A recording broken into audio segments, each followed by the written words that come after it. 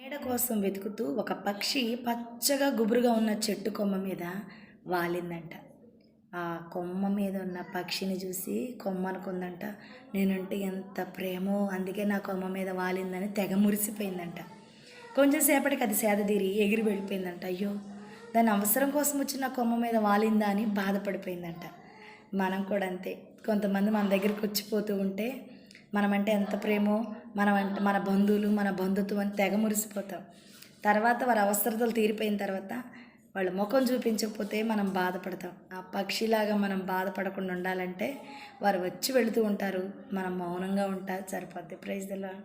పక్షి నీడ కోసం వెతుకుతూ పచ్చగా గుబురుగా ఉన్న చెట్టు కొమ్మ మీద వాలిందంట. అప్పుడు ఆ కొమ్మ తెగ మురిసిపోతుందంట, నేనంటే ఎంత ప్రేమో అని. కాసేపటికి ఆ పక్షి సేద తీరి ఎగిరి వెళ్ళిపోయిందంట. అయ్యో, దాని అవసరం కోసం వచ్చి నా కొమ్మ మీద వాలిందా అని తెగ బాధపడిపోతుందంట. మీరు కూడా చాలామంది ఇలాగ బాధపడే ఉంటారు.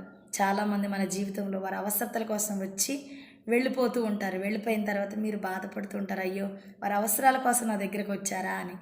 చాలా జాగ్రత్తగా ఉండాలి సమాజంతో. Praise the lord.